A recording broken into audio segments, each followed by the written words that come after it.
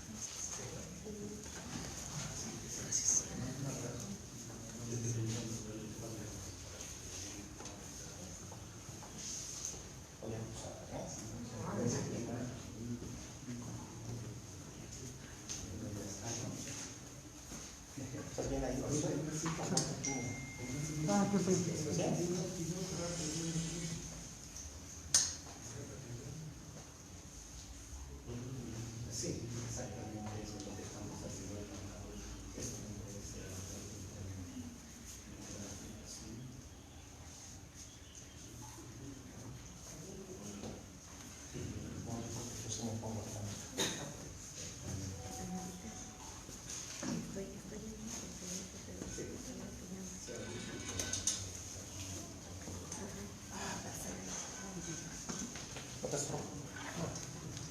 ¿No te la viste aquí bien? No. No, pero aquí sí.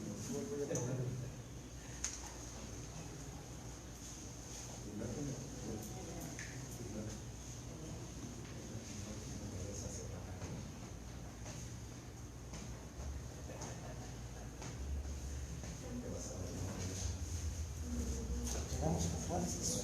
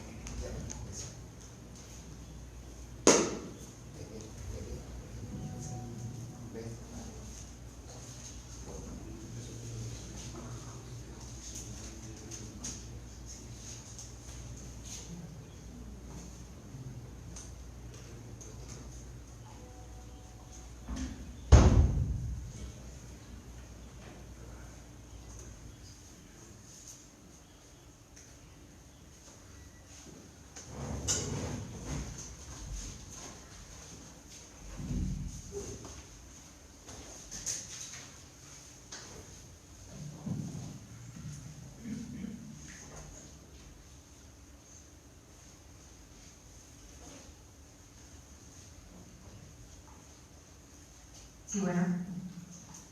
Muy buenas tardes tengan todos ustedes. A nombre de Red de Pensamiento y Acción Solidaria, Red Paz, y de la empresa REMAN, Remodelación y Mantenimiento, les damos la más cordial bienvenida a esta conferencia. Agotamiento del sistema político mexicano, cómo reconstruir una nación, que impartirá el maestro en Derecho y sociólogo José Luis Espinosa Piña.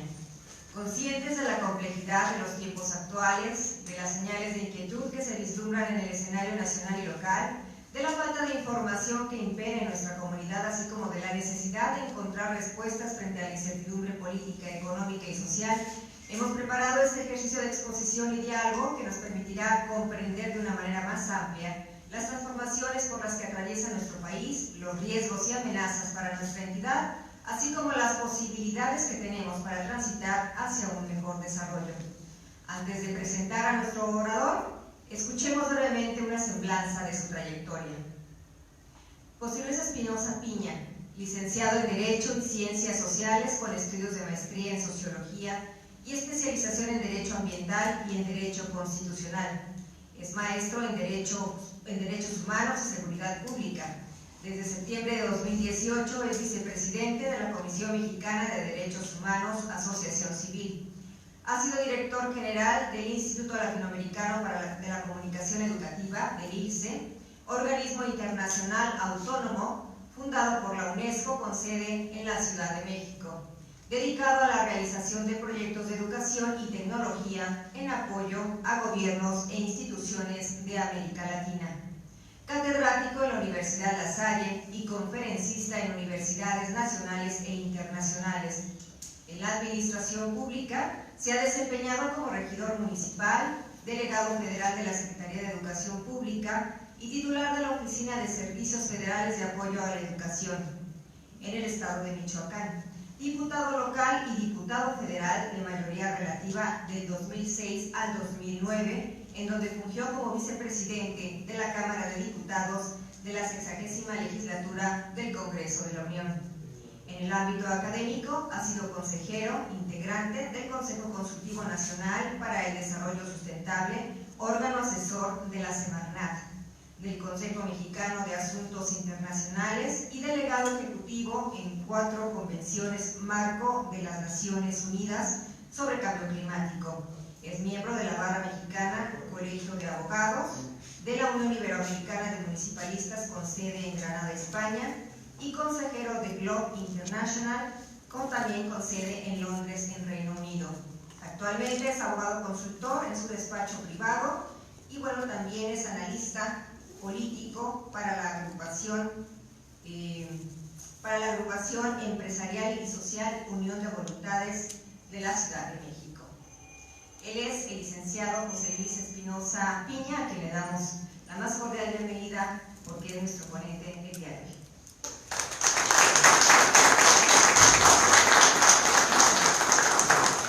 Muchas gracias, buenas noches. ¿Se escucha bien? Sí. ¿Con micrófono o sin micrófono? Con micrófono, muy bien. Bueno, quiero agradecerles a todos, agradecerle al señor Víctor Castro, al ingeniero Castro, a Remant, su empresa, y a Red Paz, Red de Pensamiento y Acción Solidaria, y desde luego a la directora de esta institución, de esta escuela normal, querida y prestigiosa, por su hospitalidad. Y vamos a entrar en materia.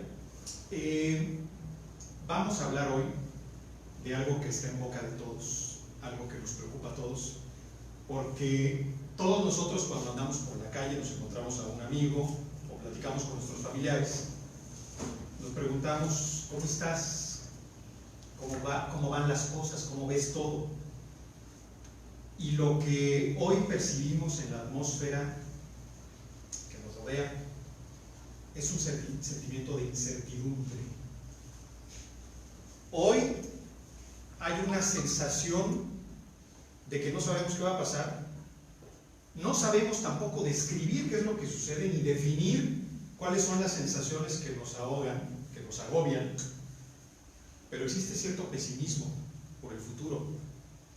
Hay mucha información en el ambiente, alguna es verdadera, otra falsa, otra es toda una distorsión de datos, y toda esa percepción, a toda esa percepción contribuye también nuestra propia manera de interpretar la realidad.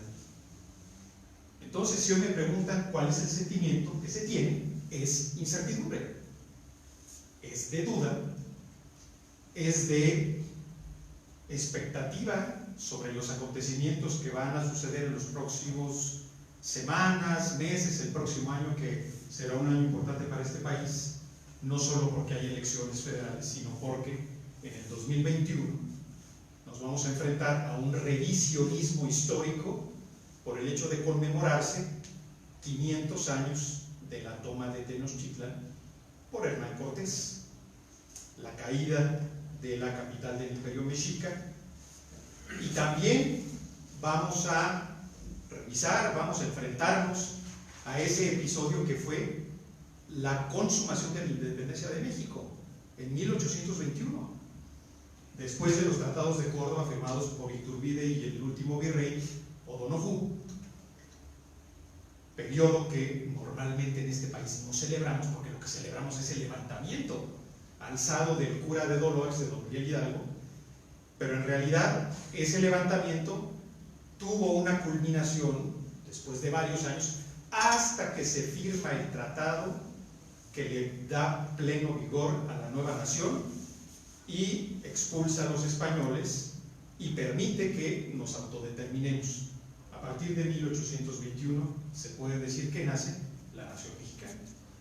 Entonces vamos a entrar en ese revisionismo en un año electoral, en un año donde además seguiremos con pandemia, donde además pues buscamos alternativas frente a lo que vemos, observamos cierto deterioro de las instituciones, observamos con preocupación la marcha de la economía, el mundo del trabajo, observamos también que se requieren equilibrios en el poder público y desde luego observamos que el corazón de nuestro sistema, que es la Constitución, también ha sido puesta en entredicho. ¿Por qué comencé con esta imagen del artista Felgueres que representa a don Miguel Hidalgo con el estandarte guadalupano después de aquella noche del 15 de septiembre de 1810, donde él repica las campanas del pueblo de Dolores, llama a la población y al grito de muere el mal gobierno y viva Fernando VII, se levanta en rebeldía contra el gobierno central, contra el gobierno realista. Bueno, nosotros conocemos a Hidalgo como el padre de la patria, que en realidad fue el que inició un movimiento. Yo consideraría más padre de la patria a Morelos, que sí tuvo un sentido de estadista, concibió no solo una constitución, la constitución de Apatzingán, pero antes de ella, el sustrato, el meollo, el sentimiento, la sangre de ese documento, que fue los sentimientos de la nación. Y vamos a abundar en ello. Pero Morelos también fue un hombre que concibió instituciones. Hidalgo, un hombre culto, hablaba varios idiomas, estaba versado en las corrientes intelectuales de Europa, conocía perfectamente los movimientos sociales de su tiempo, la Revolución Francesa, desde luego la Revolución de Independencia de los Estados Unidos, las 13 colonias, y como hombre culto, letrado, analista, él pudo visualizar que había un momento de inestabilidad en el gobierno peninsular y podía propiciar que se conformara un nuevo gobierno que desplazara a los criollos abusivos del momento en Nueva España para constituir un nuevo cuerpo gubernativo con personas diferentes, con más sensibilidad, que fueran menos crueles, menos abusivos, menos perversos, que no acosaran con impuestos excesivos y que finalmente no se ganaran la animadversión popular, pero bajo Fernando VII. Es decir, Hidalgo veía que había una coyuntura de cambio histórico en el mundo y en lo que conocemos como América Latina, que en aquel momento era todo el territorio, que eran colonias españolas, principalmente aquí la Nueva España. Entonces, para buscar generar un movimiento en donde haya adhesiones, en donde haya fortaleza, donde haya participación del pueblo, se necesita un elemento de unidad, un factor común de entendimiento del lenguaje, algo querido y respetado por todos, y Morelos e Hidalgo encuentran en el estandarte guadalupano la conjugación de estos elementos de identidad, de lo que es la mexicanidad. Todavía no nos llamábamos México, se le llamaba Nueva España, y los independentistas le llamaban la América Septentrional. lámina, por favor. Entonces, ¿cuál fue el mérito de Hidalgo? Hidalgo supo leer lo que estaba ocurriendo en su tiempo, supo interpretar los vientos de la historia, supo comprender que venía una corriente de cambio con tremenda fuerza, como un viento implacable, y que había que desentrañar el sentido de esa sensación de cambio, de esos vientos renovadores que soplaban en el mundo, particularmente en la América septentrional, particularmente en las colonias españolas. España estaba siendo amenazada por Napoleón. En 1810 Napoleón estaba en su apogeo, en su poderío, y España, el reino de España, estaba muy disminuido. El viejo imperio, que un día fue glorioso y se extendía a todos los confines, el imperio de los Habsburgo, donde no se ponía el sol, donde Carlos V era el monarca más poderoso de su tiempo. Estamos hablando del siglo XVI. Bueno, ya en el siglo XIX estaba muy mermado, ya venía en declive y Napoleón dominaba Europa, y era una dominación no solo militar, sino también intelectual, también cultural. Bueno, entonces, si este hombre supo entender su tiempo, nos damos cuenta de que todos los procesos de cambio inician porque alguien sabe entender el tiempo que vive. Alguien sabe comprender la circunstancia contemporánea, la circunstancia de su momento. Sabe entender que en medio de la zozobra, la incertidumbre, los cambios, la dificultad para interpretar lo que ocurre, la inestabilidad o la inquietud, hay personas que saben comprender que se fragua un proceso de transformación, de cambio. Hidalgo lo supo, pero Hidalgo solo inició algo que luego continuaron muchos otros y desemboca en el momento presente, y me voy a ir por etapas. Si no eres parte de la solución de eso que tanto criticas, entonces no tienes autoridad moral para criticar. Yo me imagino que en los tiempos de Hidalgo y de Morelos también muchos criticaban: vamos mal, el país es inestable, el gobierno no nos representa, no se está actuando con justicia, hay marginación en unos, hay discriminación en otros, vemos que hay carga excesiva y vemos que hay algunos que dilapidan, otros que abusan, y vemos que tampoco hay equilibrio en los factores de poder, concentración en pocas manos, los criollos. Bueno, si lo trasladamos al siglo XXI y al día de hoy, más o menos también podríamos entender que seguimos esperando que haya justicia social, mayor equidad, menos carga abusiva y excesiva en algunos, más compromiso solidario en otros, menos concentración de poder en unos y mayor distribución en otros, equilibrio en el sistema político y vigencia de un documento que nos acuerde, que nos dé certidumbre. En aquel tiempo de eso se hablaba. Hoy, 200 años, más de 200 años, seguimos hablando de eso.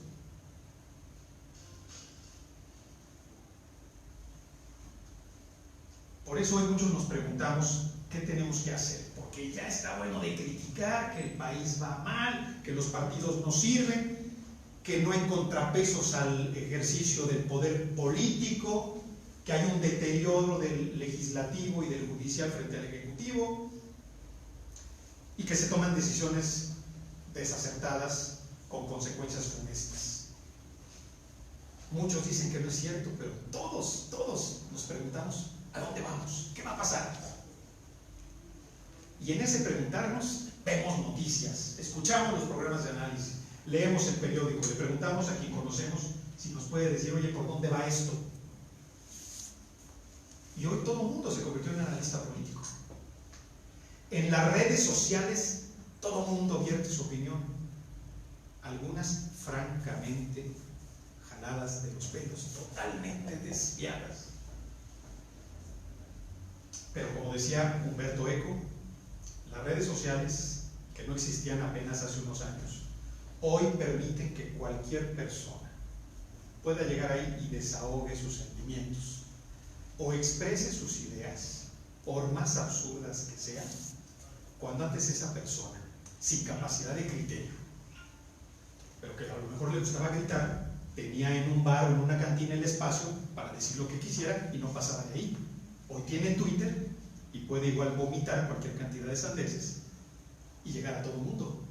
Por eso Umberto Eco, que murió hace unos cuantos años, gran filósofo italiano, odiaba las redes sociales y particularmente Twitter, porque decía que se le había dado voz a una caterva de incapaces en perjuicio de todos los demás, porque nos perdíamos de qué era lo cierto y qué era lo equivocado, qué sí tenía sentido y qué era francamente un desperdicio de tiempo y una confusión mayor.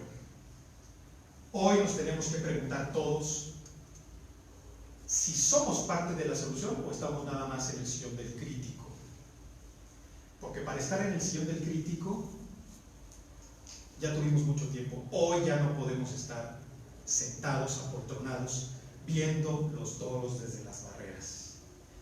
Todos, en la medida de nuestras posibilidades, desde nuestro entorno inmediato, nuestra casa, nuestro entorno profesional, nuestro negocio, podemos ser factor de cambio, podemos contribuir a orientar la opinión en momentos donde lo que priva es la desorientación. Por eso a lo largo de la historia los hombres se han preguntado: ¿soy parte de la solución o nada más critico? Siguiente lámina, por favor. Y ahí tenemos a Morelos.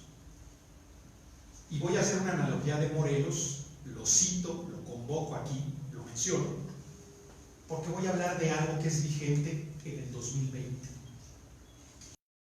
En aquel tiempo Morelos, después de que Hidalgo comienza un movimiento con toda su potencia intelectual, Hidalgo no supo cocinar algo más trascendente.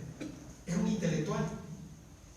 Llamó a las masas desordenadas a las armas y solamente 10 meses después de haber tocado la campana, moría fusilado en la catita de Baján y se acababa como una llamarada fugaz aquel movimiento insurgente de Hidalgo, de Miguel Hidalgo. Ya se llevaba mal con Allende, ya traía problemas con Aldama. Finalmente todos esos caudillos de la primera hora sucumben, pero el que toma la estafeta es Morelos. Morelos, que era un cura de un pueblito en Michoacán, de Carácuaro, que había entrado a estudiar tarde, que se había formado, sí, en valores, en el Colegio de San Nicolás de Valladolid y Morelia. Existe todavía el Colegio de San Nicolás, es hoy la Universidad Michoacana de San Nicolás. Y en esa formación tardía, donde conoció a Hidalgo, que era rector de ese colegio, y conoció a otros profesores, sabios, filósofos, pudo desarrollar la comprensión de un sentimiento que ya traía de sus años de arriero, de sus años de peón en haciendas en Apatzingán, acarreando reses y haciendo trabajos menores.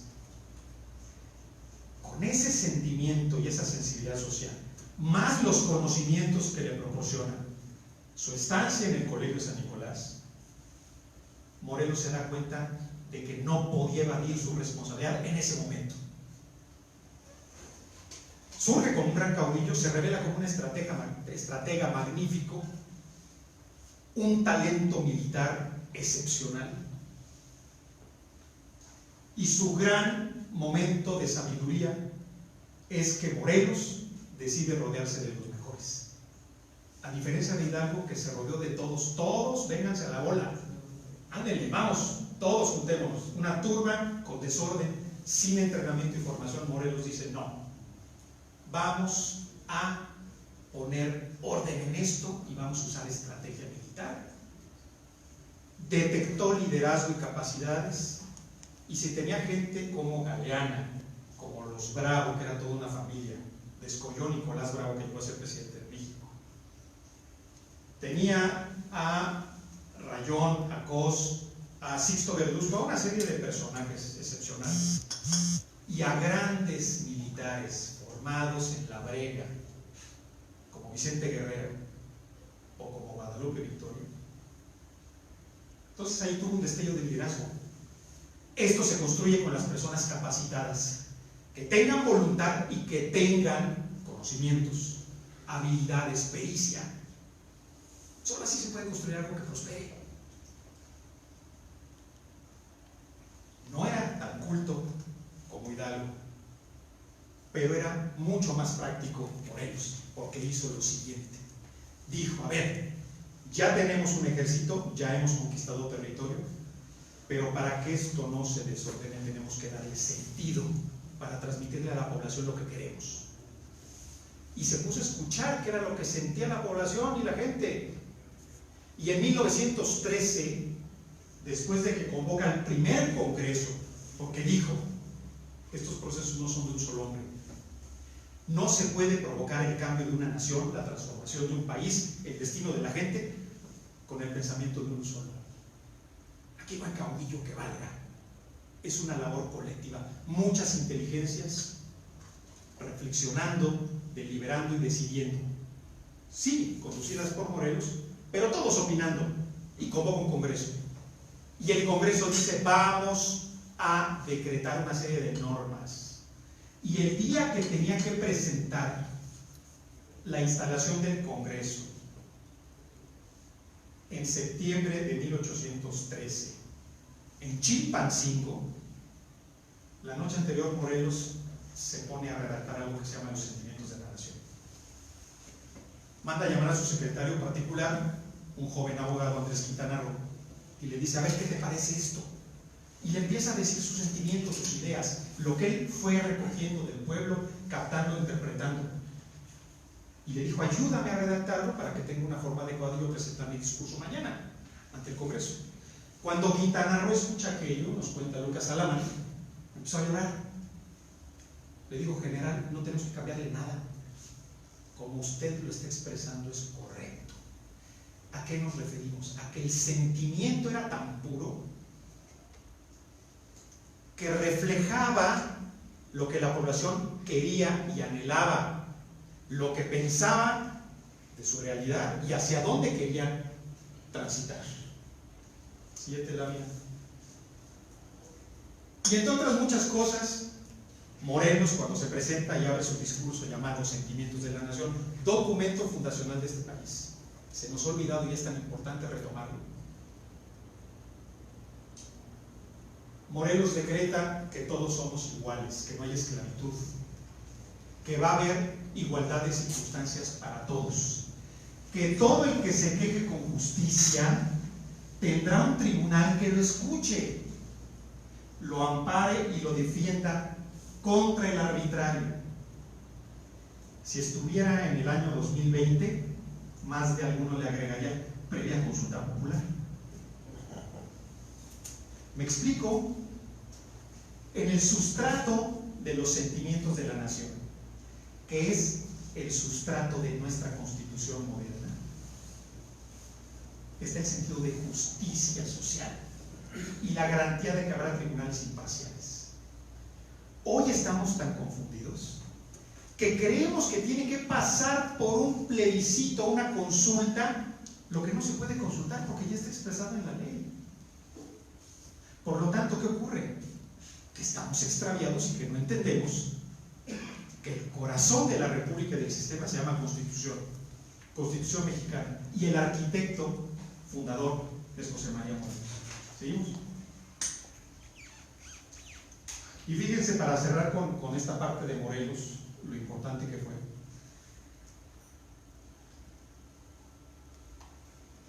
Fue tan importante que les quiero leer lo que decía el artículo 12 de los Sentimientos de la Nación, porque este artículo 12 le gusta mucho a los políticos de ahora, le gusta mucho a nuestro presidente, de ahí se agarra para algunos de sus proyectos, nada más que desgraciadamente los políticos no lo han interpretado cabalmente, lo interpretan como les conviene en el momento. Artículo 12 de los Sentimientos de la Nación, redactado por Morelos, dice que como la buena ley es superior a todo hombre, y entiéndase, superior a todo ejercicio humano, toda voluntad humana en lo social, como la buena ley es superior a todo hombre, las que dicte nuestro Congreso deben ser tales que obliguen a la constancia y al patriotismo, moderen la opulencia y la indigencia, de tal suerte que se aumente el jornal del pobre para que mejore sus costumbres, alejándolo de la ignorancia, la rapiña y el hurto. ¿Qué quería Morelos? Que se moderara la indigencia y la opulencia. Hoy nuestro presidente, pero también algunos gobernadores, también algunos legisladores dicen: a ver, vamos a moderar la opulencia, y bolas, nos quitan el aguinaldo o nos cancelan la posibilidad de que haya cierto tipo de programas sociales de los que antes gozábamos y disfrutábamos, como las estancias infantiles, por ejemplo, o otro tipo de programas, porque hay una visión diferente que no necesariamente se justifica en áreas de la equidad social y el acceso para todos. Pero no solo eso. Cuando Morelos habla de esto, advierte Morelos claramente el sentido de nuestro actual artículo 39, multicitado. Hoy muchos hablan del artículo 39 para decir que la soberanía reside originaria y esencialmente en el pueblo, lo cual es cierto, así está redactado. Morelos lo expresó en los sentimientos de la nación: la soberanía dimana del pueblo, así lo escribió. Y así lo transitamos 200 años después. La Constitución del 17 vigente lo expresa en el 39, nada más que el 40 dice cómo vamos a ejercer la soberanía. Yo no puedo exigirla directamente. Soy soberano como ciudadano de esta nación porque así me faculta la ley suprema, la Constitución. Pero el artículo 40 dice que yo delego esa soberanía cuando voto por mi representante popular, cuando voto por alguien. Cuando voto por un diputado, por un senador, por un presidente municipal, estoy delegando mi soberanía para que otro en mi nombre ejerce esa tarea de sentido público. Ejerce el poder. No le pertenece a esa persona el poder, se lo delegamos temporalmente y acotadamente para que se construya la Constitución. Pero ¿qué ocurre si ni nosotros nos preocupamos por conocer nuestra Constitución? Y por lo tanto, ¿cómo la vamos a exigir? Y si además elegimos a personas que no tienen el menor respeto por la Constitución y ni siquiera interés por conocerla, leerla y acatarla. Y esa es la tragedia que vivimos hoy. Los sentimientos de la nación, ¿cómo serían hoy? Si viviera Morelos y dijera: a ver, hoy vamos a explorar, vamos a echarnos un clavado en México, vamos a recorrerlo como yo lo recorrí, de América septentrional, y vamos a ver hoy qué siente el pueblo, a diferencia de lo que sentía entonces. ¿Qué diría hoy? ¿Qué siente el pueblo hoy? El pueblo no se siente representado. El pueblo no siente que sus gobernantes se pongan en sus zapatos. El pueblo siente que no hay la capacidad de quienes ejercen las labores públicas por encarnarse en su dolor o en su necesidad o en su aspiración o en su frustración. ¿Qué otro sentimiento tiene el pueblo? El sentimiento de que estoy solo y descobijado. Morelos quiso transmitir la certidumbre de que los hombres pueden fallar, pero si hay un documento central, la Constitución, un marco normativo en el que todos nos avenimos, en el que todos nos ajustamos, al cual todos respetamos y nos subordinamos, porque el que no lo haga recibe la sanción inmediata, queda fuera de la ley, al margen de la ley, queda proscrito. Morelos quiso transmitir esa certidumbre, esa sensación de arropamiento al ciudadano, que es la garantía mínima que tenemos que darle a la población en cualquier lugar y en cualquier tiempo. La obligación de un gobierno en un Estado constitucional es darle a sus ciudadanos esa garantía. Tengo una ley que me protege, que marca condiciones mínimas inalienables, intransferibles, nunca fenecen, nunca perecen. La libertad, el derecho a la educación, a la salud, a la vivienda, el derecho a un medio ambiente adecuado, el derecho a votar y ser votado, el derecho a que respeten mis cosas, mi propiedad, el derecho fundamental a la vida humana, en todas sus fases. Esas garantías individuales, esas no pueden morir, se plasman. Y no solo se plasman, se exigen. Y si el Estado no nos las puede garantizar, ¿qué tenemos que hacer? ¿El Estado es inmutable? ¿El Estado es inconmovible? Nosotros diseñamos al Estado. Nosotros podemos cambiar a las autoridades. La Constitución marca periodos trianuales o sexenales. A los 3 años votamos por legisladores o votamos por alcaldes, y a los 6 votamos por presidente de la República y gobernadores. Seguimos teniendo ese refugio en la temporalidad, esa garantía de que no hay mal que dure 100 años. Tenemos esa capacidad del cambio. ¿La ejercemos adecuadamente? Tal vez la ejercemos el día que vamos a votar en una casilla, pero está mal si la ejercemos solo ese día. Tenemos que ejercerla permanentemente, y más ahora en este momento. ¿Por qué? Porque cuando ejercemos el sufragio el día de la elección, tal vez ya es demasiado tarde. Tenemos que ejercer nuestra autoridad desde hoy. ¿Cómo? A ver, partido político, ¿quieres mi voto? ¿Qué candidato me vas a proponer? ¿Los mismos de siempre? ¿Me vas a ofender una vez más proponiéndome a corruptos, a parientes, a compromisos tuyos, a prebendas? ¿Me vas a lastimar pensando en tu interés particular antes que en el interés general de la nación, o de la población, o de la ciudad? Ahora, en este momento, los partidos políticos están proyectando sus escenarios de 2021. Van a tocar a nuestras casas, van a ir a nuestras empresas, van a buscarnos en nuestras instituciones, van a decir: apóyame,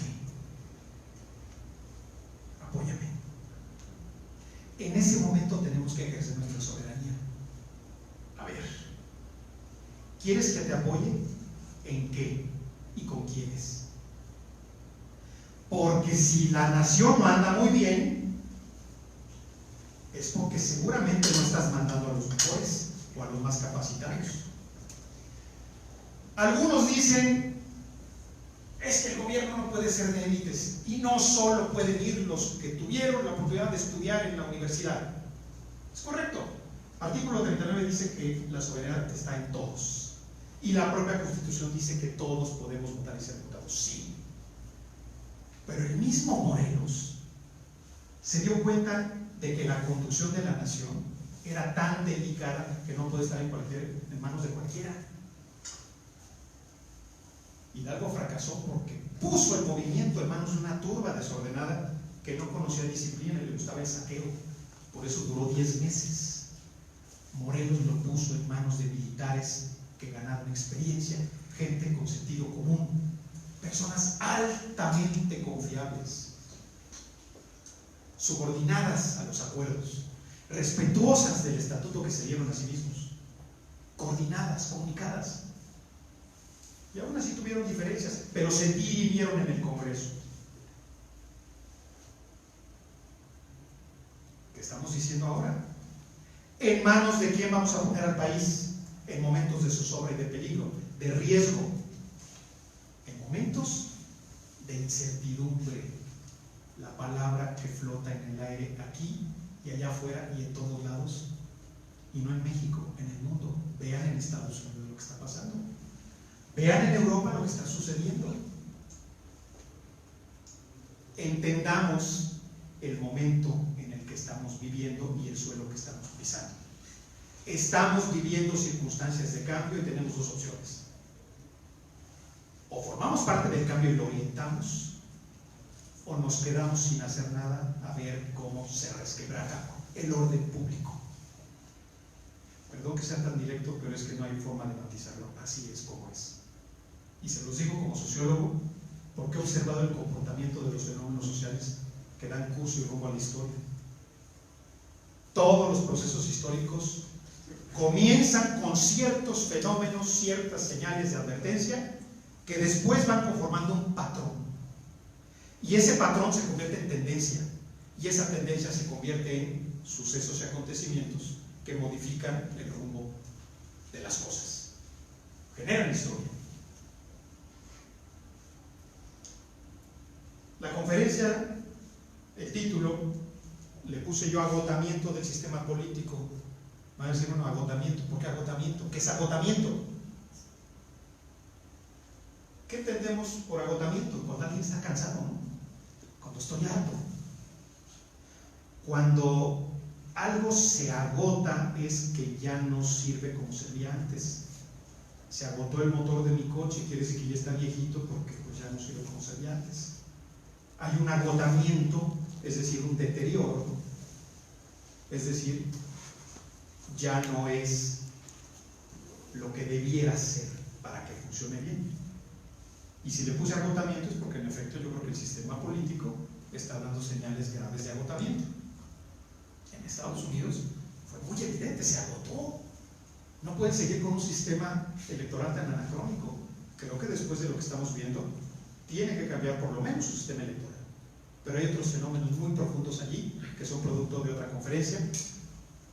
Estoy analizando con mucho interés lo que ocurre, al igual que lo que está ocurriendo en América Latina y Europa. Pero en México, el agotamiento del sistema. Ya vimos que no funciona como quisiéramos, como debiera. Ya vimos que da señales de que ya no da para más. Hay personas que dicen, hay que cambiar la Constitución y lo proponen como solución. Yo no creo que esa sea la solución. Yo creo que bastaría con que se respete la Constitución y castiguemos al que no se aviene a ella. Hay otros que dicen, hay que acabar con los partidos y hay que renovar todo el sistema de partidos para que los ciudadanos se autoorganicen y sean las asociaciones civiles, grupos sociales nuevos los que tengan acceso al poder. Y vemos hoy que hay ciudadanos que están experimentando nuevas formas de asociación, nuevas formas políticas ante lo que hoy ven y no encuentran respuesta en los partidos y empiezan en la autoorganización de la sociedad civil. Movimientos como Frena o movimientos como Sí por México obedecen a que los partidos políticos en su deterioro han dejado un espacio, han dejado un vacío, han dejado un hueco. Esto no quiere decir que no sean útiles los partidos, por supuesto que son útiles, pero no como están ahora. ¿Le sirven a México los partidos políticos? Claro que le sirven, pero no secuestrados como están ahora por élites y grupos que los controlan y los dominan. ¿Tienen futuro los partidos políticos en México? Claro que sí, adheridos a la Constitución, con una ley de partidos políticos correcta, respetando el artículo 41 constitucional. ¿Qué dice el 41? Bueno, dice muchas cosas. Habla de cómo se estatuye la división de poderes, pero también habla, en su fracción primera, de los partidos políticos como institución de interés general, instituciones de orden público. Si son de interés general y de orden público y están en la Constitución, quiere decir que no son propiedad de sus dirigentes, ni son patrimonio de sus élites. ¿Quién financia los partidos? Los fondos públicos, los impuestos de nosotros. Y si están en la Constitución, nos pertenecen a todos, pertenecen a la nación. Partidos políticos tienen que estar bien regulados, pero hoy tenemos que entender como ciudadanos, para exigírselos, que no son patrimonio de grupos, ni de camarillas, ni de organizaciones cerradas, que tienen que estar en ventana abierta para que entre aire fresco y se renueven, que tienen que ser, como dice la Constitución, cauce para la participación democrática de los ciudadanos. Los partidos políticos, dice la Constitución, tienen como finalidad propiciar la participación democrática de los ciudadanos. Esa es la finalidad.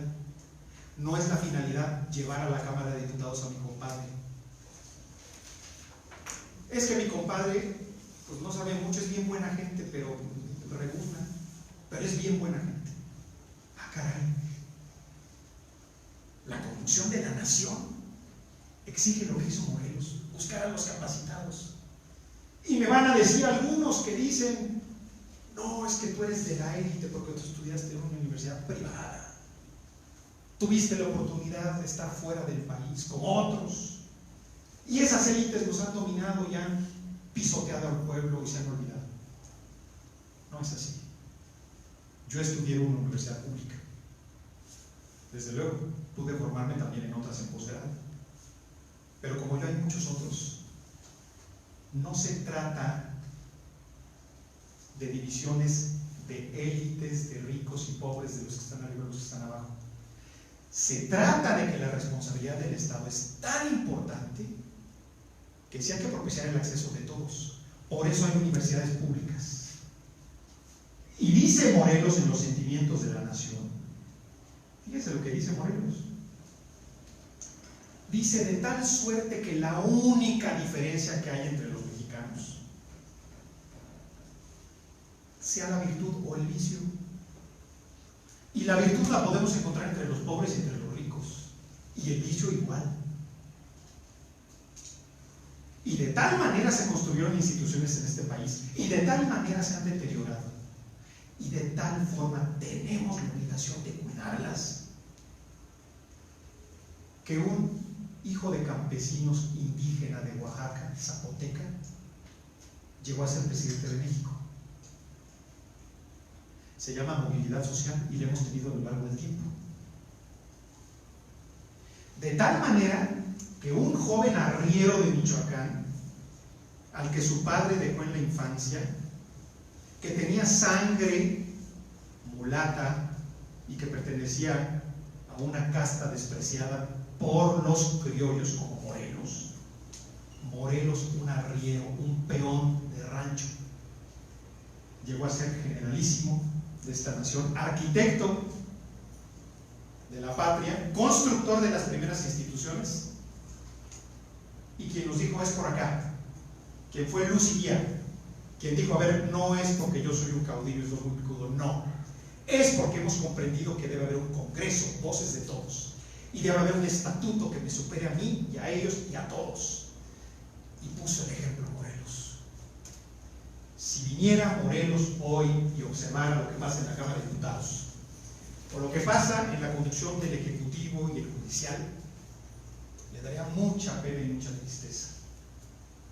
Porque si al presidente no le gusta la Constitución, dice que se cambie. Y si no le gusta cómo funciona el Poder Judicial, lo avasalla.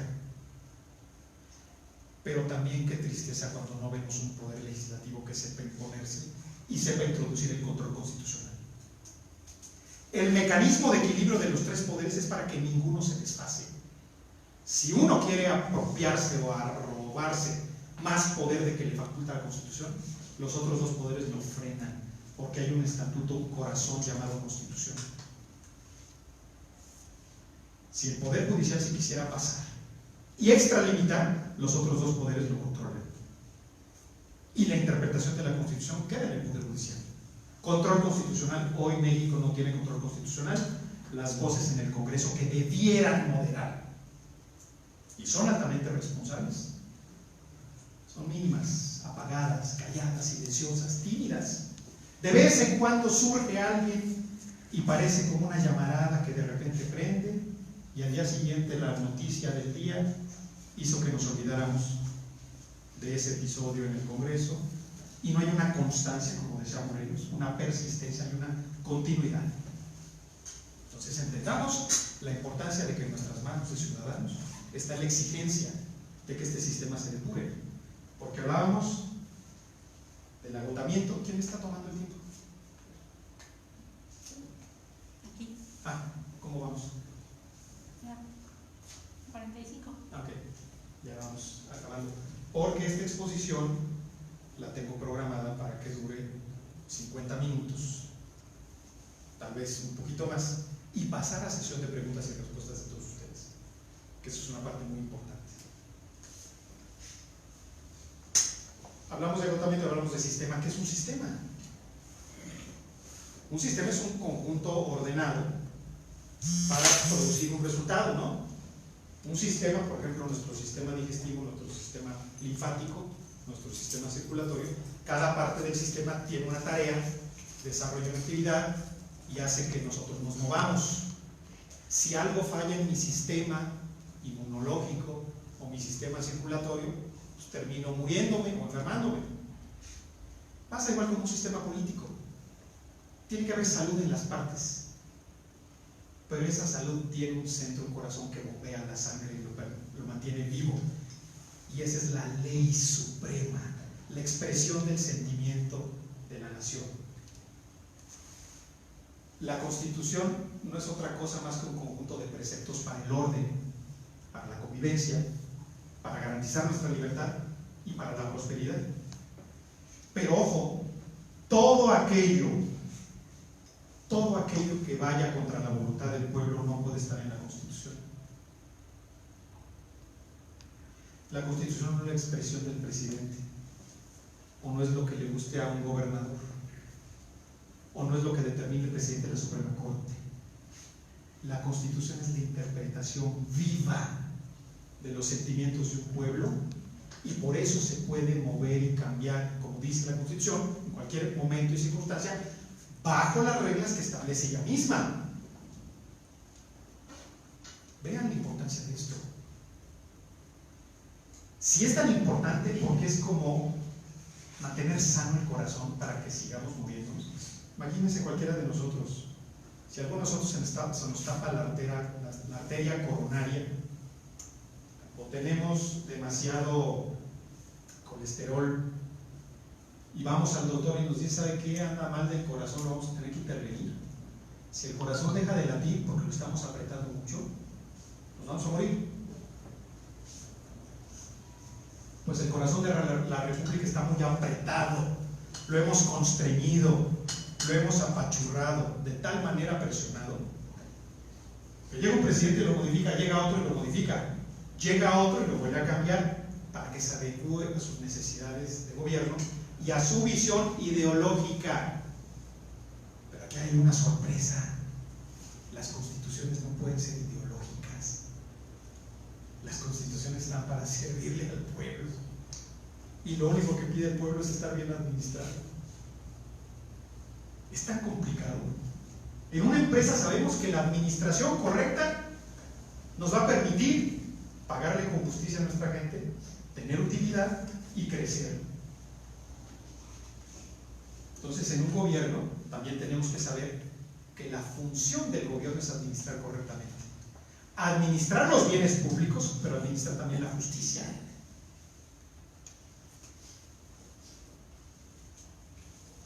Y miren esto, por aquí lo tengo anotado.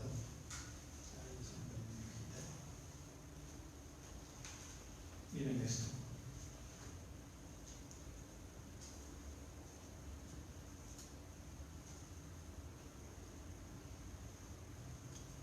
Fíjense ustedes, el error de los partidos políticos, el error de los movimientos sociales como Frena, como Sí por México, el error también de muchas de las instituciones es que todos hablan de cambio, todos queremos que cambien las cosas, todos queremos que se transformen, pero no empiezan por transformarse ellos mismos. Díganme ustedes si pueden generar resultados diferentes haciendo las mismas cosas y con la misma gente. ¿Se podrán generar resultados diferentes haciendo lo mismo? Nunca. Todo sistema lo sabe. ¿Voy a sanear mi sistema inmunológico comiendo lo mismo que como? ¿Voy la salud de mi corazón si le sigo inyectando colesterol?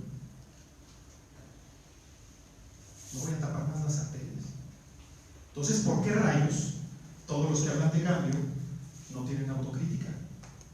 Miren, yo no voy a criticar a Frena porque creo que ahí hay valentía de mucha gente y hay autenticidad. Están buscando un espacio, pero están en la fase 1 de la participación ciudadana. ¿Saben cuál es la fase 1? Esto ni siquiera es nuevo en la historia de la humanidad. Mucha gente que ha visto que no hay espacios políticos, porque los partidos están cerrados y enconchados. Ocurrió en otra época, ocurre hoy en México. Entonces dicen, partidos, voy a prescindir de ti, me voy a autoorganizar y voy a hacer esto. Y cometen el primer error, el error de aprendizaje. Pero tienen un mérito desde luego. Otros dicen, bueno, pues yo ya me doy cuenta de que sí vamos a autoorganizarnos, pero voy a hacer estos postulados. Y hacen postulados tan generales que son obvios, son lugares comunes. Y lo que me están diciendo en el fondo es, pues es que se quiten estos para que entre yo. Quítate tú para meterme yo, o meter estos otros, porque los tuyos son incapaces. No se trata de eso. Se trata de que cuando esos grupos organizados de la ciudadanía, lícitos, válidos, convenientes, qué bueno, buscando espacios, perfecto, presionando a todo el sistema, es correcto, poniendo el dedo en la llaga. Si hubieran partidos políticos sanos, no existirían estos grupos, porque encontrarían un caos en los partidos, como dice el artículo 40 de la Constitución, el 41. Entonces, al llenar este vacío y estando en la fase de prueba y error, va a llegar un momento en donde se den cuenta de que ya avanzaron a cierto punto. Y después de aquí, ¿qué sigue? Le van a decir a Gilberto Lozano, ¿qué sigue? Ya pasamos esta fecha y no pasó nada, ¿qué sigue? No, pues vamos a seguir adelante. Sí, ves, pero ¿qué vamos a hacer? Y van a ver la necesidad de convocar a un diálogo, a un parlamento, un congreso, y van a ver la necesidad de tener unos estatutos, de tener un programa político, tener una meta, una misión. Un programa político, pero oye, ¿y quién va a hablar a nombre de nosotros? No, pues tenemos que elegir autoridades entre nosotros. ¿Cómo la vamos a elegir? Bueno, hay que hacer reglamento y hay que poner las bases para que el que cumpla con estos requisitos pueda ser nuestro líder. Y después que, bueno, pues este liderazgo va a tener que formular un plan de acción conocible para todos los ciudadanos. Y en ese momento, ese movimiento se va a dar cuenta de que tiene que institucionalizarse, tener reglas, normas, procedimientos y fines. ¿Y qué creen que es eso? Un partido político. Todo partido político comenzó como movimiento de ciudadanos. Todo partido político comenzó por la iniciativa de alguien que no quiso ver los toros desde la barrera. Pero en el camino se dio cuenta, como Morelos, que podía ser una turba desordenada y pasártela bien y tratar de ganar. De chiripa ganaste unas batallas, otras te fue mejor, circunstancias te ayudaron y en otras te arrasaron. O irte por la vía de la estrategia y la planeación como Morelos y decir, queremos incidir en la política, queremos mover a los ciudadanos, queremos hacer una propuesta viable, razonable, sostenible, permanente, tenemos que darle orden. Y nos convertimos en partido político, porque la Constitución habla de que es la vía para acceder al poder y que no es propiedad de sus élites ni de sus fundadores siquiera. Ya estamos en tiempo. Entonces cierro para pasar a la sesión de preguntas y respuestas. Como pueden ver todos ustedes, solo estoy poniendo ingredientes en la mesa.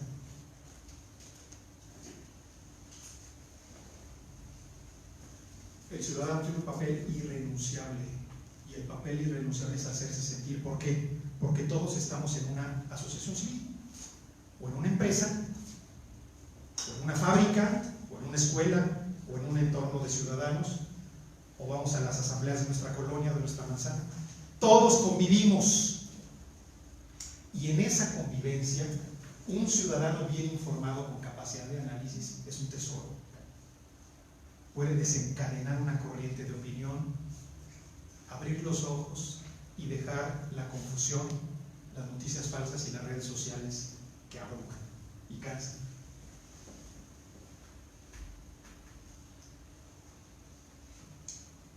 Finalmente, hagamos la lectura correcta de la historia. ¿En manos de quién vamos a dejar a México? ¿En manos de quién vamos a dejar a Querétaro? ¿Quién va a ser nuestra voz que nos represente en las tomas de decisión nacionales y locales? Voces débiles, apagadas, cuestionables, voces sin autoridad moral, desgastadas, mínimas, comprometidas, o voces frescas, nuevas, sin cola que le pisen. La potencia de actuación de alguien que va al servicio público estriba en la congruencia. Las personas que tienen pecados en el armario no pueden dar frutos, ni pueden ser eficaces para la patria, ni pueden ayudar a la gente a salir adelante. Vamos a poner, vean esta lámina. Aún hoy hay personas que piensan que así está México. Unos cuantos que dicen, qué bueno que el agujero no está de nuestro lado, y aquí otros sacando el agua, pero vamos en la misma barca. Todavía hoy hay personas que piensan que a ellos no les va a afectar. La realidad ya llegó y está aquí. Siguiente.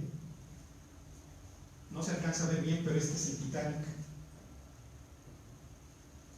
Le decían al capitán del Titanic, soberbio y necio, tenía el mejor barco del mundo, se sentía el gran capitán del transatlántico más importante de su tiempo, la maravilla tecnológica. Ahí está. Le dijeron, oiga capitán, llevamos una trayectoria y adelante hay un témpano de hielo. No te preocupes, no pasa nada. Se iban acercando, oiga, pero es que no pasa nada. Hasta que todos llegan y le dicen, oiga, la inercia y el peso de este barco no nos va a permitir hacer un viaje a tiempo. Hágalo ya, porque nos vamos a impactar. Era tan necio el que tenía el timón, como muchos necios que hoy conocemos al frente de otros timones, que todo el mundo le decía, mira, ¿a dónde vamos? ¡Reacciona! Cuando el señor capitán no quiere reaccionar, hay algunos de sus subordinados que se bajaron, se quisieron ir. Cuando por fin no le quedó de otra, era demasiado tarde para evitar la colisión.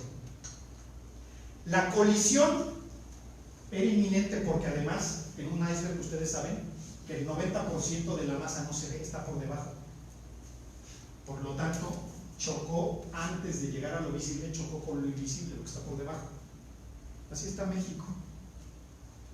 Así está buena parte del mundo. ¿Vamos a poder evitar la colisión? No. ¿Podemos aminorar el impacto? Sí. Si actuamos en este momento para desviar la trayectoria, tal vez no evadamos el golpe, pero sí lo vamos a agarrar de lado y no va a ser letal, no nos va a hundir, nos va a permitir navegar, nos va a abollar el casco, pero no nos va a hundir. Y de eso se trata estas reflexiones. Esta es una primera plática. Como ven, el tema da para más. Y es mucho lo que digo. Hablé con analogías, les hablé de Morelos porque es vigente, les hablé de los sentimientos de la nación, porque hoy es necesario que volvamos a escuchar al pueblo, al ciudadano. Y el pueblo no es el campesino y el obrero. También hemos malentendido lo que es el pueblo. No es las clases vulnerables, no son las personas que están en situación difícil y depauperada. El pueblo somos todos. Pero ciertamente no hemos escuchado al pueblo que más sufre. Desde luego, nos hemos olvidado de los vulnerables. Por supuesto que es bien fácil articular un discurso con todos los desplazados, con todos los marginados. Hoy líderes mundiales como el Papa Francisco habla de los descartados, y nosotros los descartamos de nuestra visión política de nuestros planes gubernamentales, de nuestras plataformas políticas, de nuestra acción en calle, del sentido social del gobierno. Por eso les digo, es tan importante que revisemos estas cosas porque no vamos a tener mucho tiempo. Año que entra, que viene. De entrada viene confusión. ¿Por qué?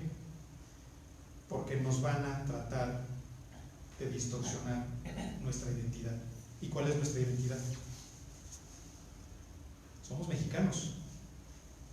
Si nos ponemos al revisionismo y a pedirle que nos den disculpas los españoles y que se disculpe con nosotros la Iglesia por lo que ocurrió en los tiempos de la conquista, ¿a quién le vamos a pedir que se disculpe?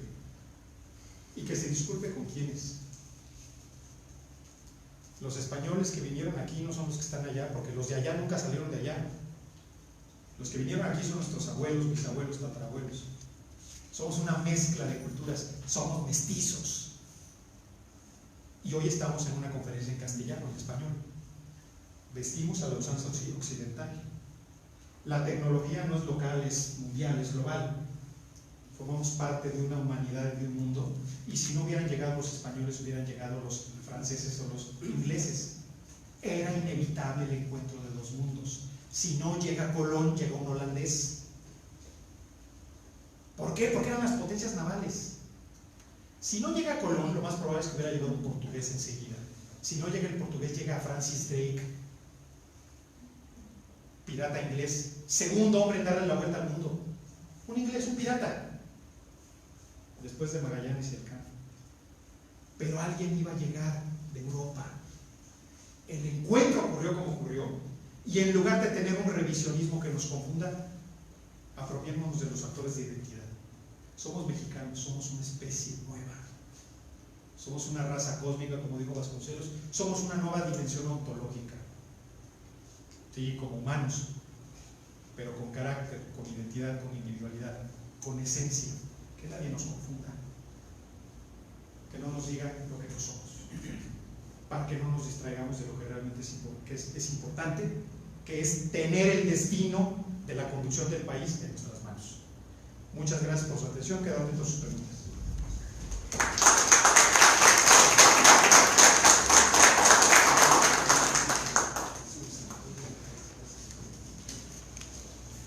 ¿Tienes tiempo? Quien quiera hacer una pregunta, levante la mano y le mandamos el micrófono. Ya hay una pregunta, aquí hay otra. Puedo hacerla así directamente, si me escucha. Claro. Muy bien. Hablas de un desgaste del sistema político mexicano, maestro. Sí. Sin embargo, este desgaste no viene de ahora, Desde luego. viene de años atrás. Por supuesto. Por eso Andrés Manuel López Obrador ganó con más de 30 millones de votos. Sí. Hoy los mexicanos, en lugar de estarnos peleando en las redes sociales, debiésemos de ir en el mismo barco, como bien lo comentas, pero esa tampoco es la solución. La solución sería, y estoy de acuerdo contigo, a que existan los mejores mexicanos en cada uno de los puestos que existen a nivel gubernamental, federal, municipal y estatal. Sin embargo, la Constitución nos permite cualquiera, cumpliendo los 18 años, participar, votar y ser votado. Y no existe una carrera realmente en donde se respete, y tendría que modificarse la Constitución, a donde tendrían que cuidarse algunos aspectos. Hemos tenido gente que ha estudiado en Harvard y también ha traído consecuencias al país. Desde luego.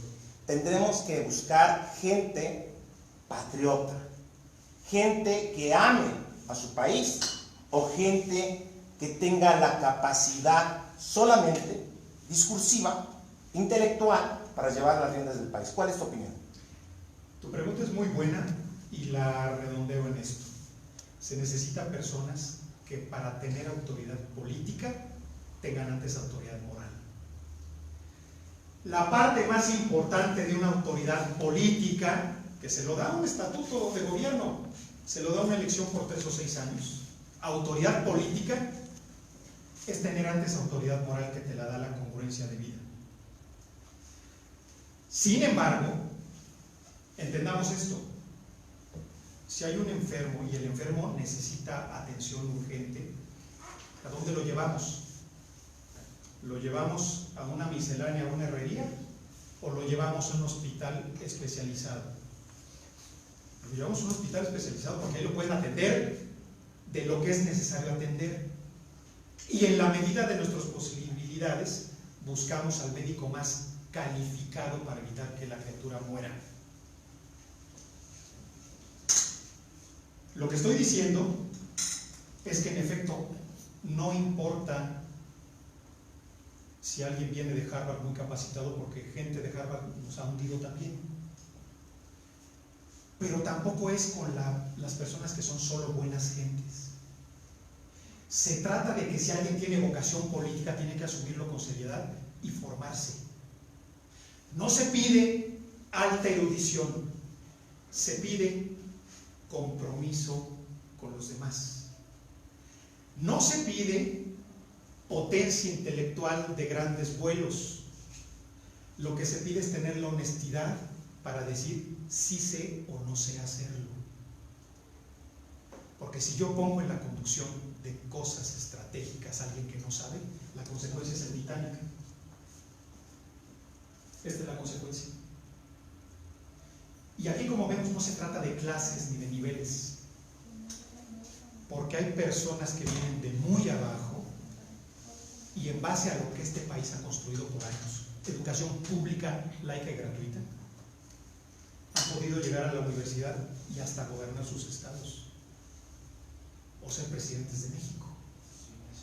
Se necesita nada más voluntad. Se necesita voluntad, se necesita congruencia y autoridad moral, y además de todo eso, como la condición humana es falible, necesito algo que me mandate, que me obligue, que me constriña, que me subordine. Se llama Constitución. Pero ¿qué pasa si debilitamos a la Constitución? Se debilitan las instituciones. ¿Y qué pasa cuando se debilitan las instituciones? Cunde el caos. Cuando en un país las instituciones se debilitan, se pequeñecen, se lastiman, nos exponemos a la vulnerabilidad del más fuerte, del que tenga el mando de la fuerza o del que se imponga con las armas o con la movilización del tipo que ustedes quieran o con el dinero. Ya le pasó a otros países como Chile, le ha pasado a infinidad de países en América Latina, nos pasó en la época de la Revolución Mexicana. La fortaleza de nuestra nación está en que tengamos instituciones fuertes y todos ajustados a la Constitución. Cuando no hay instituciones fuertes, estamos a merced, como con el coronavirus. Si tuviéramos salud en el cuerpo, si no tenemos una enfermedad preexistente, el coronavirus nos hace los mandados, porque tengo salud en mi organismo. Pero si ya vengo enfermo, si ya traigo un mal adentro, si ya mi sistema es vulnerable, a la primera me lleva el coronavirus. Así también a la primera se lleva una república cuando las instituciones debilitan la inmunidad nacional. Por eso es que hoy es necesario que por lo menos en la elección del poder legislativo podamos tener fuerza de voz, más aún fuerza de coherencia y congruencia, invulnerabilidad, no flaquezas, gente capacitada para alzar la voz con claridad, pero para defender la Constitución y el equilibrio de poderes, por bien de todos, por salud de la República, porque es necesario el control, porque es necesaria la rendición de cuentas, porque es indispensable mantener el equilibrio del sistema, si no colapsa, no por otra cosa. Agradezco tu pregunta, diste en el centro. Otra. Quisiera complementarla, si me permite, si no hay otra. ¿Sí? Hay alguien que asigna y aquel que acepta un puesto público. Y aquel que acepta el puesto público no tiene las capacidades. Sin embargo, lo acepta. A estos, para mí, vividores, ¿qué mensaje les mandarías, maestro? Porque no tienen la capacidad, pero aceptan porque es un buen salario, es una buena posición política y no conocen específicamente de ese puesto. ¿Me escuchan bien sin micrófono? Sí. Bien. Yo lo que puedo decir es que por eso los ciudadanos se han alejado de los partidos políticos. Cuando los partidos políticos dejan de ser un cauce y una vía de interés general para la participación democrática de los ciudadanos, porque se cierran en sus cúpulas, cierran las ventanas y las puertas. ¿Qué ocurre si en este salón cerramos puertas y ventanas? Vamos a estar respirando el mismo aire y al rato el aire ya es pesado y viciado y nos enfermamos y terminamos por asfixiarnos. Cuando los partidos políticos cerraron puertas y ventanas para entre ellos distribuirse el poder, no se dieron cuenta que empezaron el proceso de asfixia. Se necesita abrir puertas y ventanas para que entre aire fresco, para que cumplan su finalidad, porque son útiles, pero no como están. Son útiles, como dice la Constitución, son útiles cuando están al servicio de los ciudadanos y no al servicio de sus dirigentes. Por lo tanto, lo que yo puedo decir es, partidos políticos tienen la última oportunidad. Ábranse a los ciudadanos, hagan procesos democráticos internos, generen nuevas expectativas en la población, despierten el interés por los asuntos públicos, comprométanse firmemente, actúen en congruencia, tengan la decencia y el honor moral de decir puedo o no puedo, sé o no sé, soy capaz o no soy capaz. Si eres vulnerable, ni le entres. Si a alguien le gusta más el dinero que el servicio, vaya a ser empresario, váyase a poner una fábrica o a dedicarse a otra cosa, pero en la política no. Si a alguien le gusta más el poder que la construcción de bien público, dedíquese a otra cosa. Váyase, no sé, se puede dedicar tal vez a la actuación y hacer el papel de dictador. Pero dedicarse a la política en su acepción fundamental, que es construcción del bien común. Construcción del bien común requiere vocación, requiere que me guste más, que asimile más, que entienda más, que vea la necesidad mayor, más allá de mí mismo, de que primero está el servicio a los demás y después está cualquier interés personal. El que no tenga esta construcción mental o espiritual no sirve para la política. ¿Cuál es nuestro compromiso? Detectar a esos ciudadanos e impulsarlos, llevarlos. Nuestro compromiso es exigirle a los partidos y asociaciones que no me propongan aquellos que no tienen capacidad para estar por incongruencia o incompatibilidad o falta de vocación o hipocresía. Ya no están los tiempos para eso. La República está en situación alarmante de exigencia. No es culpa de López Obrador, no es culpa de un partido o de los partidos, es culpa de todos. El pecado de omisión, lo que dejamos de hacer, nos lleva a la circunstancia actual. Ciertamente, vemos ciertos visos de autoritarismo en muchas actitudes del presidente. Pero así como le reclamamos, deberíamos reclamarle a los otros dos poderes. Y así como le exigimos al titular del Ejecutivo Federal, deberíamos exigirle a los líderes partidistas, porque tampoco están a la altura. ¿Qué hicieron o qué dejaron de hacer para que gobierne? ¿Quién gobierna? En donde gobierna. ¿Quién gobierna? ¿Quién gobierne? A nivel local o federal. ¿Por qué creen que los ciudadanos están buscando nuevas formas, explorando alternativas diferentes para la participación política? Porque ya no se encuentran en lo que hay. ¿Lo que hay es malo? ¿Un partido puede ser malo? Los partidos son una construcción, una ficción del derecho. Son una serie de postulados. Los partidos son lo que sus integrantes son. Si en un momento sus integrantes son virtuosos, ciudadanos correctos, abiertos a la crítica, ajustados a la Constitución, respetuosos de la ley, obedientes y comprometidos, estudiosos y responsables, eso será ese partido. No existe. Sencillo. Pero entonces, ¿qué pasa? Ha habido momentos en donde ha habido un poco más. Han puesto cierto orden y dicen, a ver, espérate, yo no voy a proponer a una persona que no conozca lo mínimo que es la función legislativa o la función ejecutiva.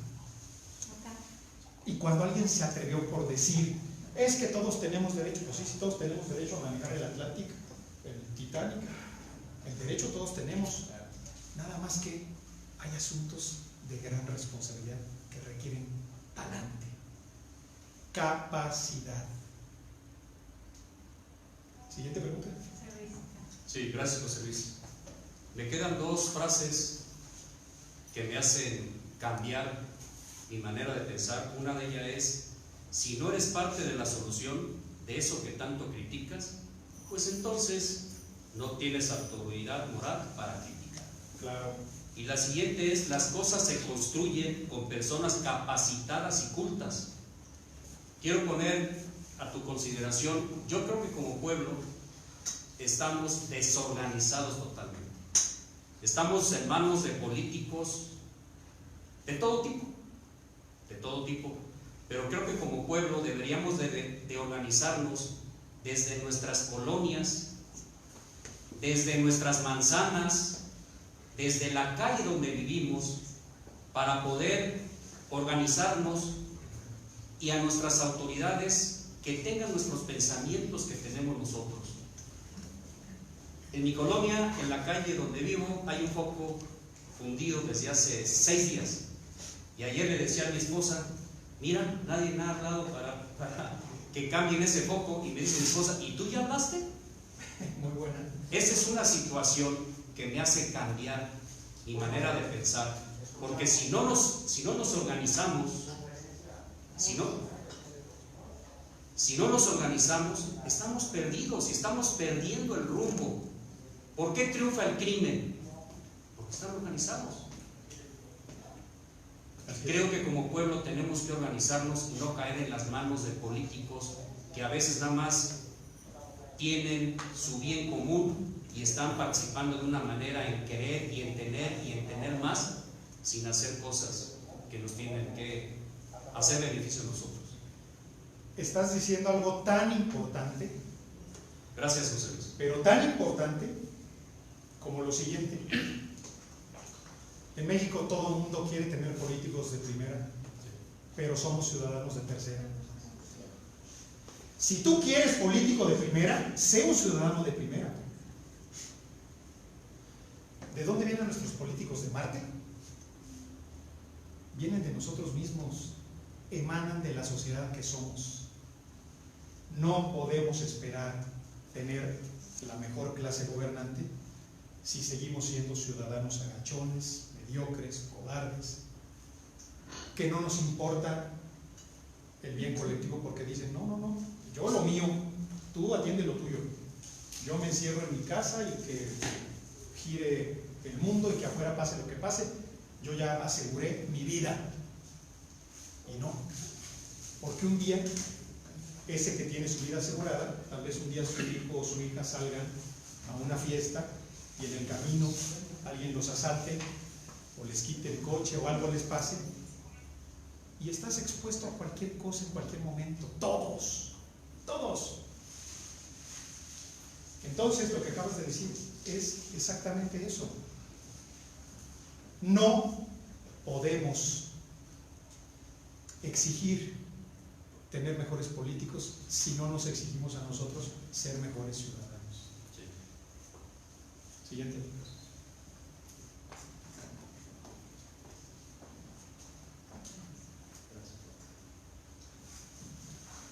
Sí, pues, bueno, soy. Sí. Muchas gracias por la conferencia, la ponencia, y yo creo que efectivamente la crisis de los partidos políticos, la crisis política o este malestar que tenemos es por una crisis de ciudadanía. Y hay una frase por ahí que dice, está muy bien no hacer el mal, pero está muy mal no hacer el bien. Y creo que como ciudadanos hemos dejado dejado de participar en las cosas básicas, vitales, desde la sociedad, bueno, en la escuela de los hijos, o en la comunidad, con los vecinos, y creo que es muy importante entender este sentido de responsabilidad que pasa personal y de querer cambiar las cosas, pero efectivamente, como bien lo dijiste, pues viene de un cambio personal. Y me encantó esa reflexión de Morelos, esa capacidad para decir, pues me rodeo de los mejores, aunque no pensemos igual, aunque tengamos diferentes opiniones o puntos de vista, pero esta persona sabe, esta persona es capaz y esta persona la impulsamos para adelante. Muchas gracias, José Luis. No, al contrario, gracias. Sí, coincido plenamente con lo que has dicho, y como puedes ver es un asunto de congruencia, y esa congruencia no la decide nadie, la decido yo, es decir, es potestad mía. Yo no le puedo echar la culpa a alguien por el estado de mi salud, porque yo decido si hago ejercicio o no, si me alimento correctamente o como comida chatarra. Entonces, ¿a quién le reclamo? ¿Me puedo inconformar con el prójimo cuando es asunto mío? Pues también en esto, aquí alguien, alguna ocasión cuando yo empezaba en estos asuntos del derecho y de la política, un viejo político, me dijo, mira, solamente puede ser un buen político aquel que es un buen ciudadano. Fíjense qué sencillo y qué verdadero. Solamente puede ser un buen político el que es un buen ciudadano. Pero más aún, ya que mencionaste a Morelos, ¿saben qué hizo Morelos después de que se estableció el Congreso de Chilpancingo y al año siguiente, 1814, se promulga la Constitución de Apatzingán, la primera Constitución de México? Bueno, no se llamaba México todavía, se llamaba la América Septentrional, así aparece en el texto. Y hablábamos de la América Mexicana. E incluso Morelos dice que los ciudadanos americanos, fíjense, hoy pensaríamos en los norteamericanos, en los gringos. Bueno, ¿qué pasó con la Constitución y después de todo eso? El Congreso dijo, a ver, Morelos tiene tan altos méritos que vamos a llamarle Su Alteza Serenísima.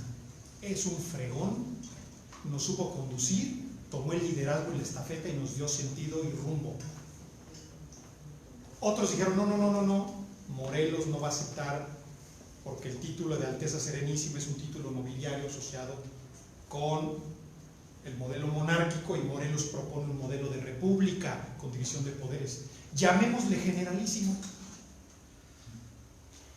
Cuando se lo plantean a Morelos, Morelos dice, no señores, solo acepto el título de siervo de la nación. Lo dijo por discurso nada más. Suena bonito, estuvo bien en la ocasión, pero saliendo de allí Morelos se subordinó a las determinaciones del Congreso. Y en alguna ocasión el Congreso le pidió algo que a Morelos no le agradaba. Tenía que estar escoltando al Congreso itinerante que venía huyendo de Calleja y de los realistas y del brazo del gobierno central que querían apresarlo y acabar con el Congreso.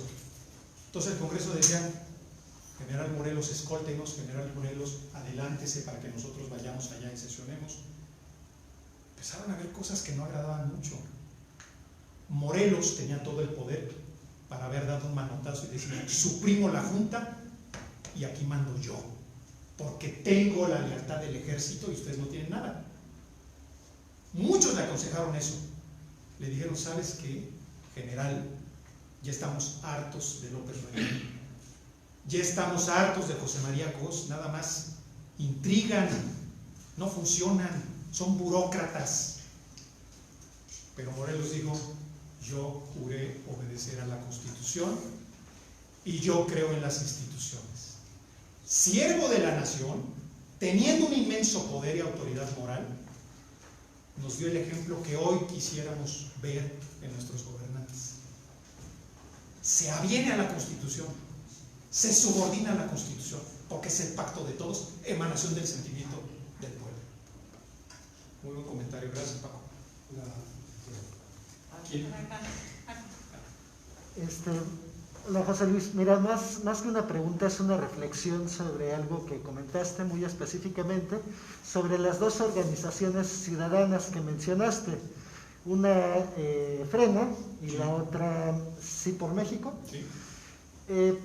Y la reflexión va en el sentido de, por ejemplo, en el caso de Frena, pues la verdad es que por un lado tiene a un líder que psicológicamente se ve mal, ¿no? Se ve, o sea, su enojo personal hace que psicológicamente muestre algo, pues algo de enfermedad. Eso por un lado. Por otro lado, están de repente ves entrevistas de algunos de quienes componen a esta asociación y bueno, cualquier persona que haya leído más de 3 libros, pues se muere de risa de las declaraciones que estos hacen. Claro. Eso por un lado, en el lado de Frena, y por el otro lado, en el lado de Sí por México, justamente tienes, y cada día nos enteramos, que se suman personajes que están moralmente descartadísimos. Sí. Uno ha robado, uno ha sido, es decir, trae a gente moralmente tremendamente mala, ¿no? Entonces, en este sentido, mi reflexión va en que entiendo que las hayas mencionado por un tema mediático, porque están mediáticamente en estos momentos, pero creo que no pueden ser una posibilidad para generar una ciudadanía verdaderamente responsable, que moralmente se conduzca hacia cargos que vayan al servicio de la sociedad, ¿no? Ese punto es tan importante porque hay mucha confusión en los ciudadanos. Miren, yo respeto mucho lo que esté haciendo de buena fe la gente. Tengo amigos y conocidos que están en Frena, incluso familiares míos, porque dejaron de creer en los partidos. Hay otras personas que conozco que están en Sí por México, respetando la capacidad del ciudadano de autoorganizarse y de explorar vías cuando tiene puertas cerradas. Yo voy a hacer nada más 2 comentarios. El primero, por ejemplo, en el caso de Frena. El discurso de Gilberto Lozano se basa en una interpretación del artículo 39 constitucional, la soberanía es del pueblo, yo soy el mandante y tú eres mi subordinado, por lo tanto tú eres mi empleado, presidente. Esto no es cierto a rajatabla. Sí, la soberanía dimana de todos nosotros, pero la hemos transferido por el voto, por lo tanto el voto es legítimo. Por lo tanto, nos guste o no nos guste, hayamos votado por él o no, el presidente que hoy está gobernando es legítimo, porque le dieron legitimidad a las urnas. Hay otras teorías sociológicas que hablan de la legitimidad de los actos. Yo creo que un gobernante puede perder legitimidad si sus actos así lo marcan. ¿Cómo puede perder legitimidad alguien legítimo? Desobedeciendo a la Constitución. Pierde legitimidad. Violentando a los otros poderes públicos pierde legitimidad. No respetando los acuerdos superiores pierde legitimidad. Contraviniendo las disposiciones de órganos autónomos pierde legitimidad. Pero en el discurso de Gilberto Lozano yo creo que hay una confusión, porque él interpreta que vivimos en una dictadura y por lo tanto se cree con el derecho de pedir que el presidente renuncie y se vaya, porque Gene Sharp, sociólogo norteamericano que yo he leído, yo estudié a Gene Sharp, tiene un libro muy bueno que se llama De la dictadura a la democracia, y es la Biblia de Gilberto Lozano, y ahí dice cómo derrotas una dictadura y conduces esa sociedad a una democracia, y te dice qué pasos hay que seguir, nada más que parte de un error de análisis, porque él interpreta que esta es una dictadura cuando no lo es. En una dictadura él no podría estar haciendo protestas. En una dictadura no habría tribunales que fallen en contra, por ejemplo, que prosperen los amparos sobre el aeropuerto de Texcoco, ¿no? En una dictadura nosotros no podíamos salir a la calle, no podíamos hablar. Yo no podía estar dando una conferencia sin que estuviera el ejército esperándome para llevarme. Eso pasa en una dictadura. Aquí hay visos de totalitarismo, sí, pero no es una dictadura. Hay una democracia imperfecta. Yo creo que hay una clase gobernante que no está a la altura del tiempo y de la circunstancia, ni de su papel en este momento, ni de su responsabilidad con el pueblo. Pero no es una dictadura, por lo tanto se equivoca de origen Gilberto Lozano cuando habla que la dictadura tiene que caer y se tiene que ir porque yo soy el mandante y él es mi empleado. No. Él es al que le delegamos el poder, pero él está obligado a respetar a la Constitución y rendir cuentas, es diferente. Sí por México. Sí por México dice, a ver, somos un montón de ciudadanos, no creemos en el perfil de Gilberto Lozano porque habla de todo o nada, es maniqueo, es o blanco o negro, o sí o no, radicalismo. Y como no creemos en este discurso, pero sí creemos en la utilidad de salir a la calle, de protestar por lo que no nos gusta, de levantar la voz por lo que vemos, ahora nos organizamos acá. Y acá lo que proponemos es un programa de acción. Sí, pero el programa de acción a mí me decepcionó porque es muy general y vago. Es lo que todo el mundo deseamos, lo que está implícito en todas las constituciones de los partidos políticos en México. Estado de Derecho, una economía sana que prospere, igualdad de oportunidades, generalidades. Pero empiezan mal, ¿por qué? Porque el acto de lanzamiento del proyecto Sí por México lo hacen desde el Hotel Camino Real de Polanco. Un movimiento que es para el pueblo, tiene que oler a pueblo. Ahí yo no vi al pueblo, yo vi a un sector de la sociedad que ciertamente forman parte del pueblo, pero no es el pueblo.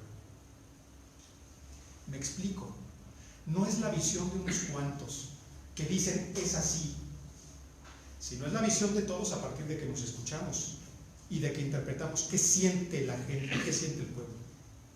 El mérito que tuvo el presidente que hoy gobierna es que le transmitió a una buena parte de la población que sí tenía sensibilidad a lo que él sentía y a lo que él vivía. Y tal vez los otros no lograron transmitir eso. Pero ya en el ejercicio del poder está perdiendo aceleradamente legitimidad por las acciones. Y si nos vamos a estas teorías de avanzada que hablan de la legitimidad del gobernante, una es la legitimidad de origen y otra es la legitimidad que adquieres o pierdes en el ejercicio del cargo público. Cargo que te ha sido transferido temporalmente. Muy buena observación. ¿Alguien más?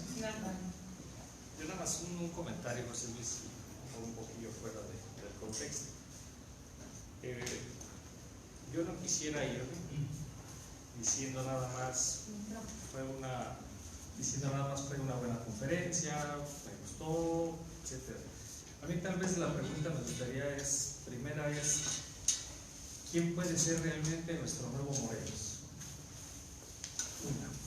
Dos, o sea, me gustaría ver si realmente pues tú puedes llegar a tener ese liderazgo, ¿no? Porque vamos a salir de aquí diciendo pues qué buena conferencia, me gustó, habló muy bonito, etcétera, etcétera. Pero la pregunta que yo quisiera hacer central es salir diciendo ¿tenemos esperanza en un nuevo Morelos? Ustedes tienen que verlo, tienen que detectarlo, tienen que olfatearlo, se tiene que sentir, se tiene que percibir, lo tienen que buscar y encontrar. No uno, muchos Morelos, muchos caudillos. Morelos era fundamental, era importante, pero Morelos tenía a Galeana, tenía a Aldama, tenía a Félix Fernández, que luego cambió su nombre. Era tan bravo el soldado Félix Fernández que un día que estaban medio acobardados los de su tropa, estaban sitiados por los soldados realistas y no querían salir del escondite para arrojarse sobre ellos. Entonces sacó su espada y la aventó y dijo: va mi espada en prenda, voy por ella. Al aventar la espada y salir del escondite para ir a recoger su espada, todos sus seguidores se prendieron y dijeron: vamos con él. Salieron y acabaron con el ejército que tenían enfrente. Ese soldado le llovieron balas y no le pegaron. Sobrevivió el soldado Félix Fernández y después de esa acción cambió su nombre y se llamó Guadalupe Victoria. Guadalupe porque entendió como Morelos y entendió como Hidalgo que el único factor de unidad que nos identificaba, porque había los que eran indígenas y los que eran criollos y mestizos, los más peninsulares españoles blancos y los que eran mulatos también, como Morelos que tenían sangre mulata, había de todo, pero había un factor donde todo el mundo se doblaba. El símbolo guadalupano entraña la identidad nacional, tan entraña que no necesita ser católico o cristiano para entenderlo,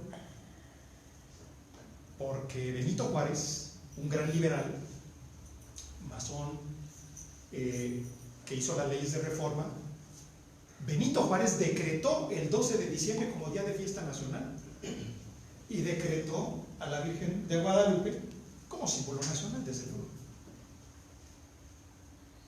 Siempre se ha entendido eso, porque ahí se entraña identidad. Guadalupe Victoria, primer presidente de México, fue alguien que se arrojó, pero era de la gente que Morelos supo encontrar y se los allegó. Hoy tenemos que encontrar a todos esos y dar rumbo, pero como decía la lámina al principio, no va a ocurrir si nosotros no estamos dispuestos a dar un paso. Por eso, hace unos meses atrás, pensando en esto, voy a ver los toros desde la barrera, voy a hacer algo, antes de que ya no se pueda hacer nada. Y yo voy a hacer algo. Y creé esta asociación civil llamada Red de Pensamiento y Acción Solidaria. Ahí les vamos a pasar un papelito. ¿De qué se trata? No se trata de una organización más. Se trata de una organización de personas que puedan generar esta reflexión y que ésta se la puedan llevar a su casa, a su familia, a su empresa, a su escuela, a su entorno. Oye, ¿por qué tenemos lo que tenemos? Pues porque yo he sido quien he sido. Y a lo mejor no sabía todo esto y no sabía por dónde entrarle. Todo ocurre cuando lo empiezo yo a verbalizar y se empieza a recrear, empieza a ocurrir, porque ocurre en la mente y empieza a ocurrir después en la acción.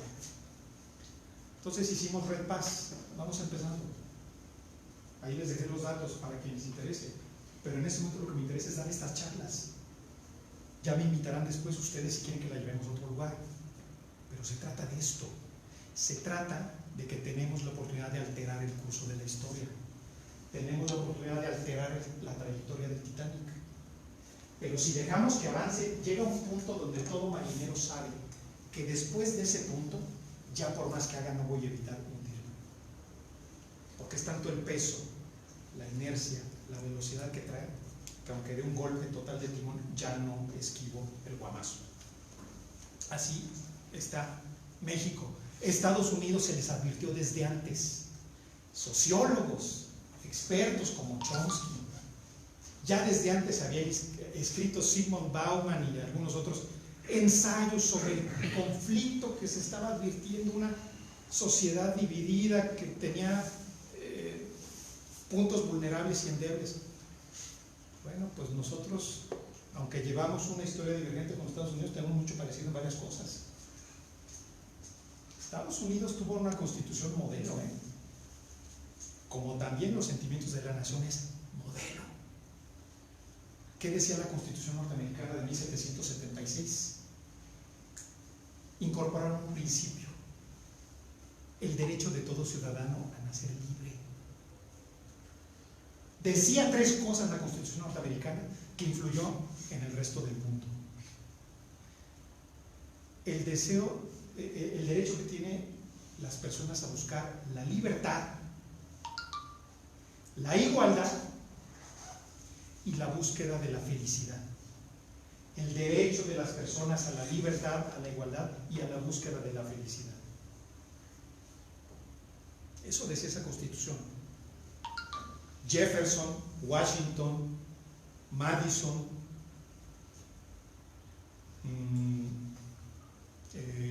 Franklin, una gente extremadamente capaz. John Adams, toda esa pléyade de pensadores se parecía a la pléyade de pensadores que concurrieron en el Congreso de Chilpancingo y que con ese secretario redactor muy brillante, Andrés Quintana Roo, abogado, secretario de Morelos, Bustamante, que había sido secretario de Hidalgo y había sido diputado en las Cortes de Cádiz. Lisiaga y otros pusieron esa inteligencia y talento al servicio de un proyecto superior. Por eso es importante que nos organicemos y que en nuestro entorno seamos un factor de cambio. Nuestro entorno local puede construir factor de cambio que irradie soluciones, que proponga respuestas y que renueve la esperanza. Aquí lo dejamos y estoy a sus órdenes. Me dio mucho gusto saludarlos. No sé si alguien más quiera decir algo, pero creo que ¿Tienes una pregunta más? Sí. Bien, buenas noches.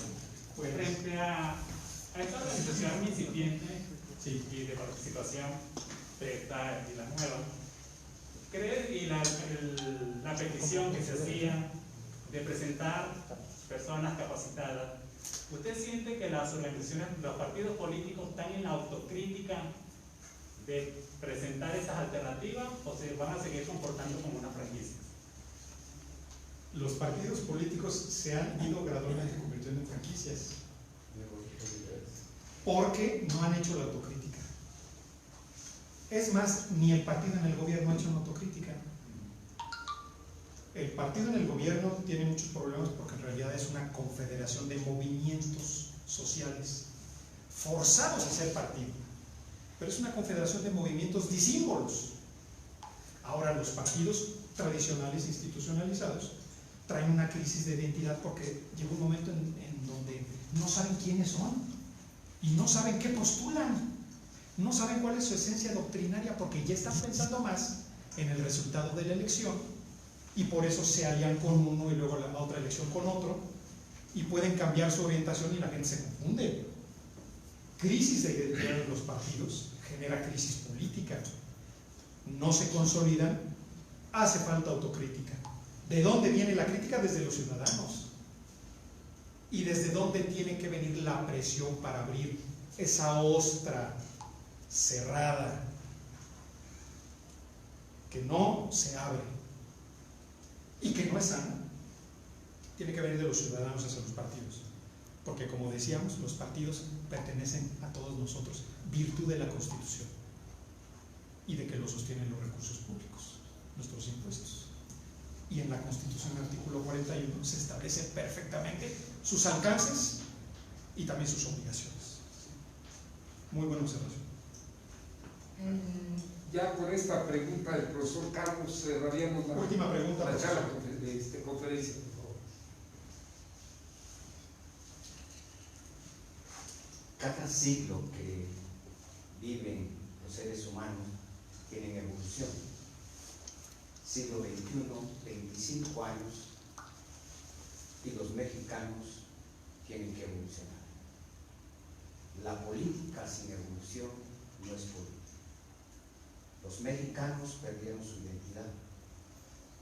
Son panistas, periodistas, morenistas, verdes, ecologistas. Son todo lo que quieran ser, pero han perdido la identidad. La identidad dice que todo mexicano es su nación. El gobierno de México es mexicano, por mexicanos. Y el gobierno actual es mexicano. Que tiene que evolucionar, sí. Y quizás este gobierno está facilitando la evolución de los mexicanos a la unidad de identidad nacional.